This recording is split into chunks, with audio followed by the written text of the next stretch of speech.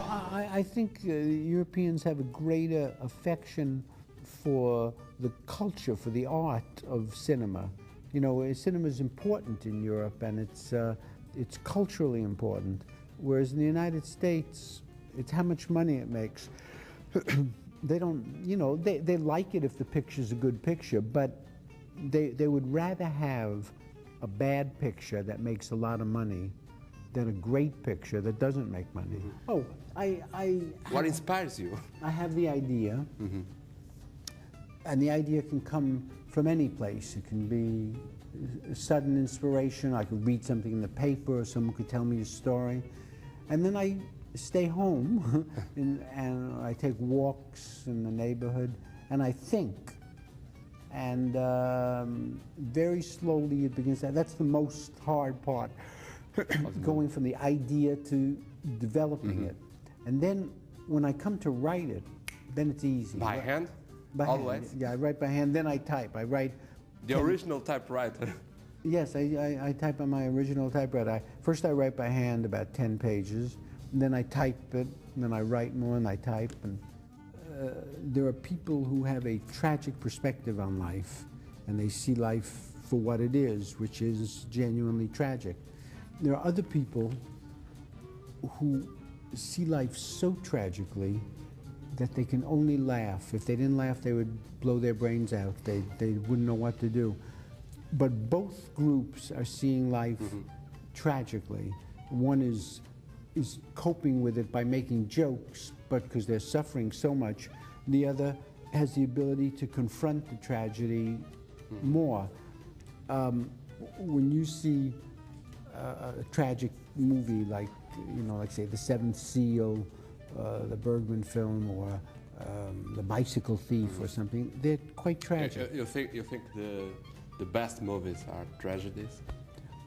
I think they are tragedies, but when you see a different kind of movie, like a Fred Astaire movie, you know, it's all escape, but it's escape from tragedy. So there's tragedy in the tragic movies, and there's tragedy in the musicals and the comedies. One escapes from tragedy, and one shows the tragedy, but underneath both, it's all tragedy. The real life is tragic. The real life is tragedy, yeah. You think so? No matter how you disguise it, whether it's a tragedy, a musical, a comedy, a romance, whatever it is, it's a tragedy. But we know you like a comedian. Is what? We know you like a comedian. Yes. I feel comedians probably have the most tragic view of everything. Quando perguntam qual o ator de cinema que mais gostei de entrevistar, costumo dizer Michael Douglas. Isto porque poderia ter sido o padrinho de casamento entre ele e a Catherine Zeta-Jones. Se não sabe da história, vai ter que ler no livro.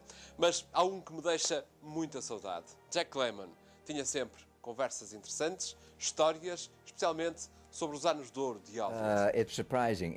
It's in some ways it is, because it's a lot more fun on a set to be doing something and laughing, if it's working well, you know, and or doing something and hearing the crew react and laugh the first time they hear it and saying, "Oh, thank God, it is funny," as averse to doing a heavy drama, which is emotionally very draining. But I don't really have a preference. There are times when I will look for a comedy or a drama. If I've done a couple of comedies in a row, then just for my own amazement, I might say, well, gee, I really would like to do a drama next. But in general, I've been very fortunate to be able to get a good mix of both. Because Hollywood has a tendency to want to, in the older days anyway, to kind of pigeonhole you or to put a label on you. Jack Lemmon, comedy. You know, Marlon Brando, drama.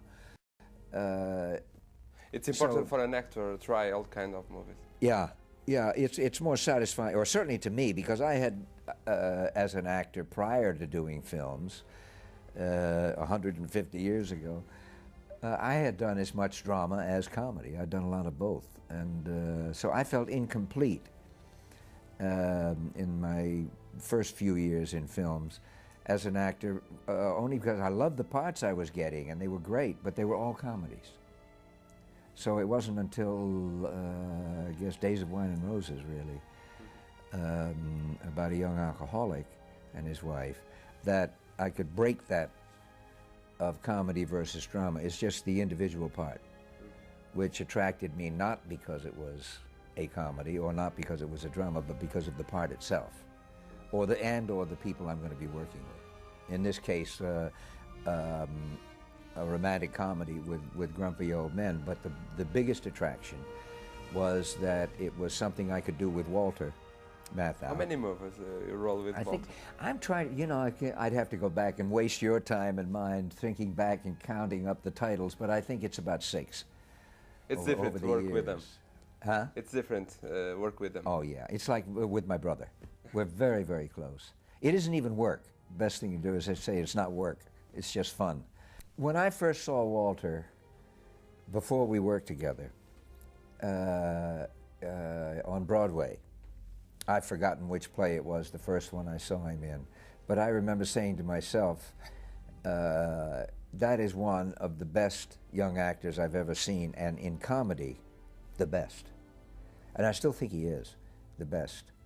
Then later, when he did The Odd Couple, before we did the film, I saw him do that on Broadway, and it was the best comedy performance to this day that I've ever seen in my life, and I'm now 69 years old. I have never seen a better comedy performance than he gave on stage. I thought he was brilliant in the film, too. But in the theater, where it's sustained, you know, and the real test, absolutely brilliant. And he wanted to play my part instead of his. He's crazy. And it's changed a great deal from the old studio system, which was still in effect when I first started as a kid. Well, a kid, I was in my 20s, but that's a kid to me now. It was still, you know, with one man running a studio, like there was Jack Warner and Louis B. Mayer and Harry Cohen and Sam Goldwyn, and these men really knew the business. Whereas today, there's a whole slate of younger people, some of whom are great and bright young businessmen, but they don't really have a history in film. They don't know film like the old boys did, but they're still making creative decisions. That can be a problem at times. It's not been a problem for me personally, but it has changed. And it's more a business now. Yeah. Well, each independent film, now they're independent films, each one costs too much, way too much. So each one becomes too important.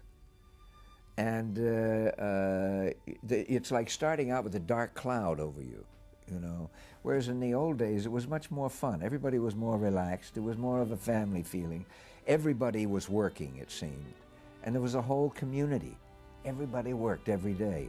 Studios were doing 30, 40, 50 films a year at least. So it wasn't all that important if a film didn't make it at the box office, you know. And so there's 5 other films, and